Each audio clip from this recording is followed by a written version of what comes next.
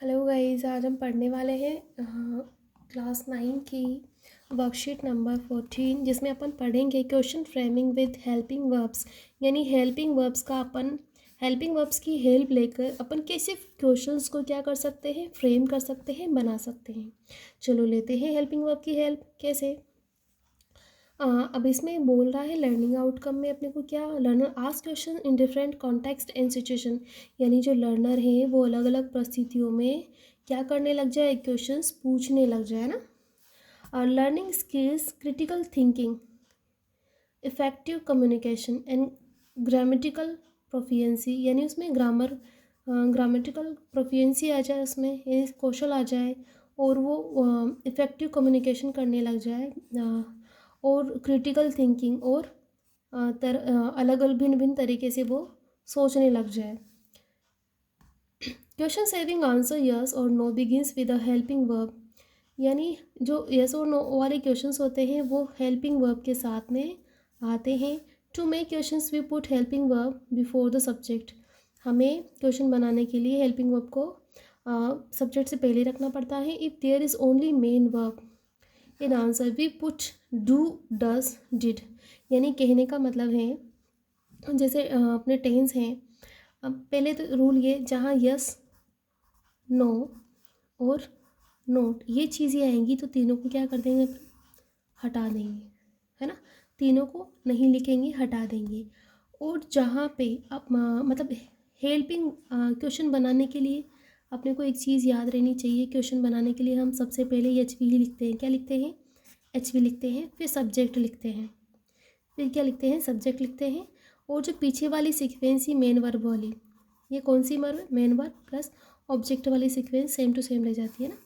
यानी subject verb object, यानी आप सिंपली याद कर सकते हो S V O. Subject verb object की सीक्वेंस जैसी की जैसी रहती है, लेकिन क्वेश्चन बनाने के लिए अपन हेल्प किसकी लेते हैं? हेल्पिंग वर्ब की, है ना। और फिर यदि वहाँ पे मात्र मेन वर्ब दी जाती हैं, जैसे मेन वर्ब भी देते हैं अपने को, जैसे कि वहाँ पे दे दिया अपने को रोट, लेकिन उससे पहले कुछ भी नहीं दिया, जैसे ही रोट अ लेटर, यानी उसने पत्र लिखा, लेकिन यहाँ पे अपने को एच वी नहीं दी। कैसे निकालेंगे? रोट कौन सी फॉर्म है ना, पास्ट सिंपल वाली फॉर्म है। और सेकंड फॉर्म यानी प्रेजेंट के लिए तो अपन क्या काम लेते हैं? डू, डस, डू, डस। और पास्ट के लिए क्या काम लेते हैं? डिड। तो यहाँ पे पास्ट सिंपल आया है तो पास्ट के लिए अपन डिड काम में लेंगे। तो अब बनाते हैं क्वेश्चंस। अपन ने जो मेन मेन नियम थे वो देख लिए हैं। यानी अपने को क्वेश्चन बनाने के लिए एच वी लानी पड़ेगी आगे, और यस, नो और नोट को हटाना है। और जहाँ पे मेन वर्ब दी जाती है अपने को एच वी नहीं देते हैं तो अपने को एच वी निकालनी है। यहाँ पे पहली फॉर्म होती, फर्स्ट फॉर्म, तो अपन डू, डस लिखते, लेकिन यहाँ पे फर्स्ट सेकेंड फॉर्म है इसलिए अपन क्या लिखेंगे? डिड। अब पढ़ते हैं। जैसे एग्जाम्पल दिया है, yes he is going to Jaipur. हाँ, वो जयपुर जा रहा है। तो अपन क्या करेंगे? यहाँ पे एच वी क्या दिख रही है क्या? हाँ, मतलब अपन एक बार एच वी को भी, एक बार पूरी एच वी को देख लेते हैं। पूरी एच वी को एक बार नज़र डाल लेते हैं।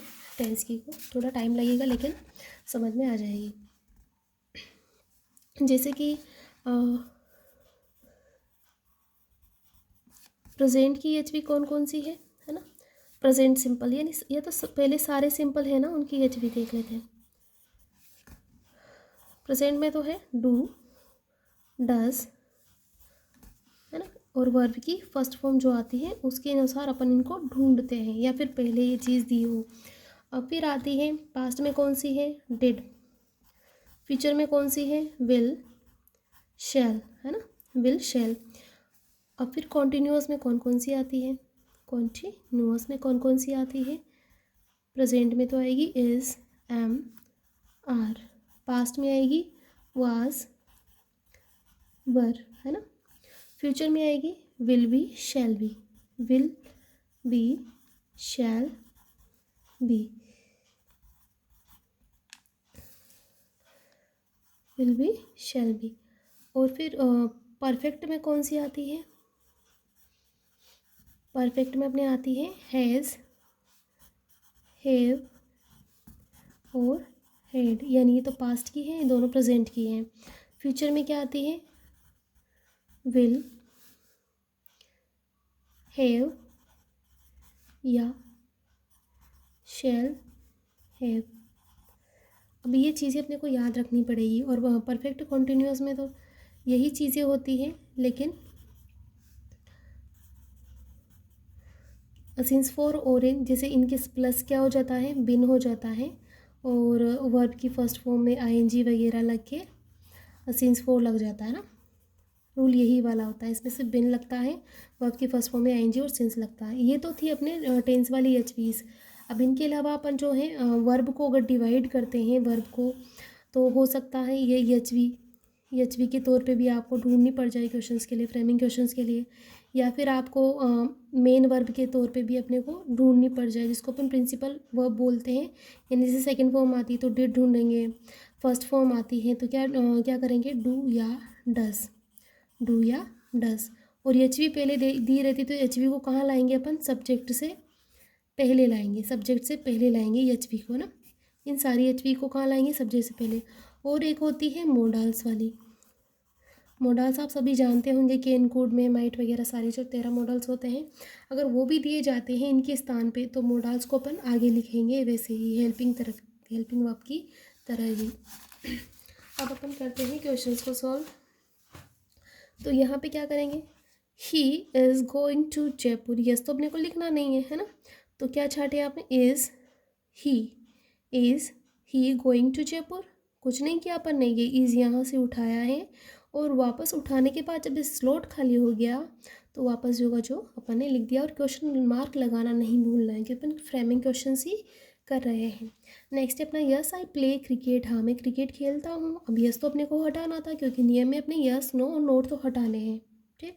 I play cricket. अब देखो प्ले कौन सी फॉर्म है यहाँ पे, वर्ब की फर्स्ट फॉर्म, तो क्या ढूंढेंगे अपन, आई के साथ में क्या लगता है, डज, यानी सिंगुलर वर्ब के साथ में क्या लगता है, डज, और प्लूरल के साथ में क्या लगता है, डू।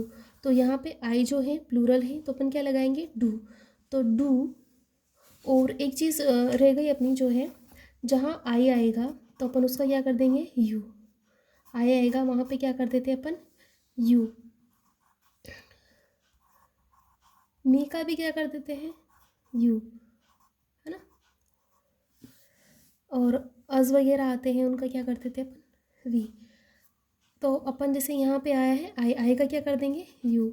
तो यस आई प्ले क्रिकेट, तो अपन क्या लिखेंगे, प्ले की जगह do you play cricket, do you play cricket. यानी कि अपन ने यहाँ से छांटा है ये डू, फिर सीक्वेंस आई की जगह अपन ने कर दिया यू कर दिया, फिर पीछे का जो आ गया है ना। No I don't live in a city. हाँ नहीं, मैं शहर में नहीं रहता हूँ। I live in a village में, गाँव में रहता हूँ। तो नो, ये यस नो वाले हटाने होते हैं अपने को, है ना। डू नोट, अब यहाँ पे अपने को डू नोट मिला है, नोट भी अपने को हटाना है, नोट भी नहीं लिखते, तो अपन क्या लिखेंगे यहाँ पे, डू आई का क्या बना देते हैं, you. Do you live in a city, do you live in a city. अब पीछे वाला लिखना ही नहीं है, ये तो आंसर दिया हुआ है, अपने को क्वेश्चन फ्रेम करना है, आंसर थोड़ी लिखेंगे। Do you live in a city, क्या आप शहर में रहते हो। एक्सरसाइज करने वाले हैं अपन, है ना। अपन एक्सरसाइज में करेंगे, yes I work in a hospital. हाँ मैं हॉस्पिटल में काम करता हूँ।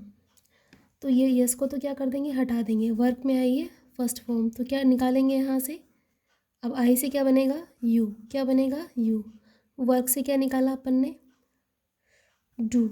क्यों निकाला डू, क्योंकि यहाँ पे यू आया। डू यू वर्क, जो लिख देंगे पीछे वाला, do you work in a hospital, do you work in a hospital. पीछे क्या लगाना रहता है, क्वेश्चन मार्क लगा हुआ है।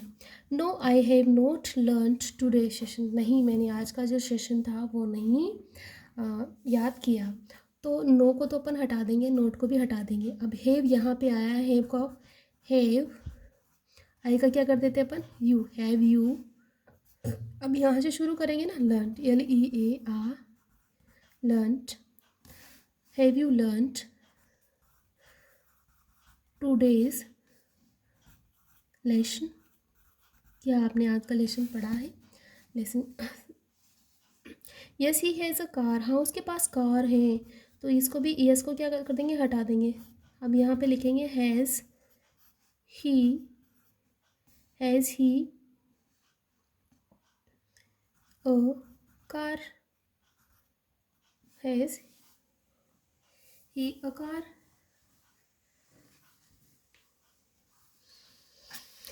Yes I have passed 8 class 8, हाँ मैं 8वीं क्लास पास कर चुका हूँ। तो यहाँ पे भी अपन क्या करेंगे, इसको तो हटाएंगे। हैव यू पास्ड क्लास 8, हो गया क्वेश्चन, इसको भी हटा देंगे। अब क्या करेंगे, is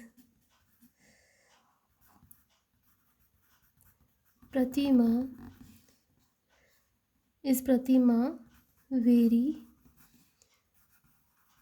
hard working, is Pratima very hard working. Know my father is not a teacher, नहीं मेरे पिताजी जो है टीचर नहीं है, यानी नहीं मेरे पिताजी टीचर नहीं है। तो इन दोनों को तो हटा देंगे, यहाँ से इज़ उठाएंगे, इज़ माई की जगह क्या हो जाएगा, यानी मी और माई की जगह अपन क्या करते हैं, यू। इज़ योर क्योंकि पॉजेसिव फॉर्म है तो पॉजेसिव आएगा बस। इज़ योर फादर, नोट हटा ही देते हैं। Is your father a teacher, क्या तुम्हारे पिताजी टीचर हैं, क्या तुम्हारे पिताजी टीचर हैं। तो अगला है no we do not play in the evening, नहीं हम जो है शाम के टाइम नहीं खेलते हैं। तो अपन छाटेंगे डू वी की जगह क्या हो जाएंगे, हाँ डू यू, क्या करेंगे डू यू, क्या तुम खेलते हो शाम के टाइम, ऐसे क्वेश्चन पूछेंगे। डू यू अब प्ले इन द इवनिंग, क्या तुम शाम के टाइम खेलते हो। अब ये यस मिस्टर शर्मा टीचर्स अस इंग्लिश, हाँ मिस्टर शर्मा में जो है इंग्लिश पढ़ाते हैं। तो मिस्टर शर्मा टीचर्स, यहाँ पे वर्ब की फर्स्ट फॉर्म में क्या आया है, यस या यस, यानी प्रेजेंट टेंस है। तो क्या निकालेंगे, मिस्टर शर्मा एक ही है तो डज फिर मिस्टर शर्मा टीच, अस की जगह क्या हो जाएगा, यू, टीच यू, अस की जगह भी क्या कर देते हैं, यू, टीच यू इंग्लिश, क्या मिस्टर शर्मा तुम्हें इंग्लिश पढ़ाते हैं। अगला है yes she gets up early in the morning, हाँ वो सुबह जल्दी उठती है। तो यहाँ भी वर्ड की फर्स्ट फॉर्म में यस आया है ना, तो क्या निकालेंगे, शी एक वचन है तो does she get up in the morning. Yes they are very helpful, हाँ वो बहुत ही जो है हेल्पफुल है। तो यस को हटा ही देते हैं, आर लिखेंगे, आर दे वेरी हेल्पफुल, क्या वो बहुत ही हेल्पफुल है। No we aren't practising for dance competition, नहीं हम डांस की जो है प्रैक्टिस नहीं कर रहे हैं, कंपटीशन की प्रैक्टिस नहीं कर रहे हैं। तो यहाँ पे आर आ रहा है ना, आर वी की जगह क्या हो जाएगा, यू, आर यू